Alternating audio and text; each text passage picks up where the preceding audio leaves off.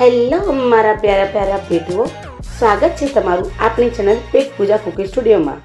અચ્છા, એક વાત કહો, વરસાદ પડતો હોય અને ગરમ ગરમ બટાકા વડા न મળે तो दिल टूटी जाए ने.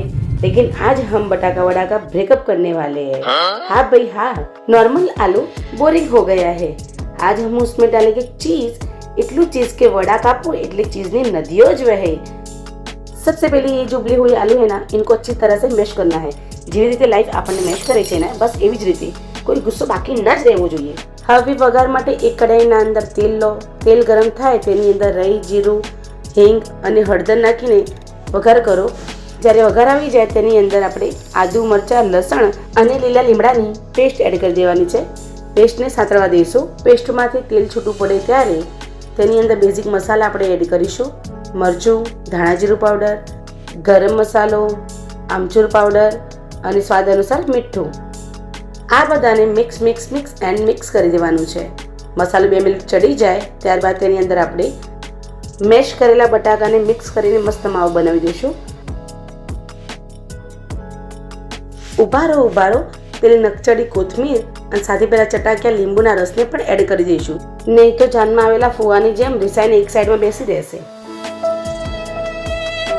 આ બધાને મિક્સ કરી દેવાનું છે. આહા હા હા હા, खुशबू तो देखो, अभी से ही खाने का मन हो गया है. 1 कप ચણાનો લોટ, 3 ચમચી ચોખાનો લોટ, સ્વાદ અનુસાર મીઠું, ચપટી હિંગ અને અડધી ચમચી હળદર નાખીને હવે આપણે સ્વિમિંગ પૂલ બનાવીએ.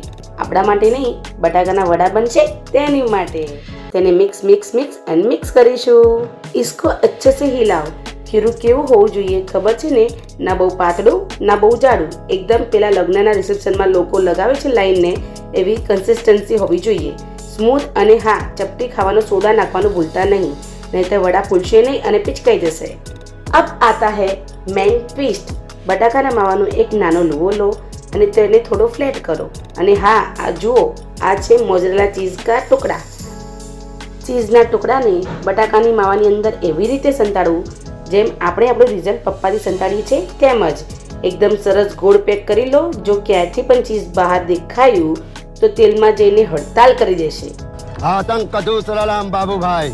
અને આખી કઢાઈમાં ફેલાઈ જશે એ અલગ. સો બી કેરફુલ બોસ. જો ડર ગયા સમજો મર ગયા. ચાલો ભાઈ, તેલ એકદમ ગરમ છે. હવે વડાને બેસનના સ્વિમિંગ પૂલમાં ડુબાડી દો. એકદમ નવડાવી દો અને સીધું ગરમ તેલમાં છપ્પા કરીને છોડી દો. इनको तब तक तलना है जब तक ये गोल्डन ब्राउन न हो जाए तब तक.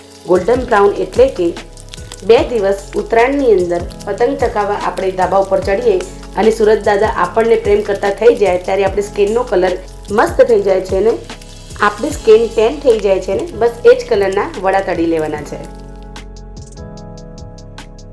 એન્ટાડા, હમારા ગરમા ગરમ ક્રિસ્પી और एकदम સુપર ચીઝી બટાકા વડા રેડી છે. હવે ફેસલાની ઘડી આવી ગઈ છે. નદીનું પૂર ક્યાં સુધી જશે એટલે કે ચીઝ આપણું કેટલું લાંબુ થશે. ઓ માય ગોડ, આ જુઓ ચીઝના પુલ. આ ચીઝનો વાયર તો અમદાવાદથી મુંબઈ સુધી લાંબો થાય એટલો છે. ઉફ ઉફ ઉફ. અંદરથી એકદમ સોફ્ટ અને ચીઝી, બહારથી ક્રિસ્પી. આ ખાઈને તો મારા જીભને ટેસડો જ પડી ગયો. તો વાત શાની જુઓ છો?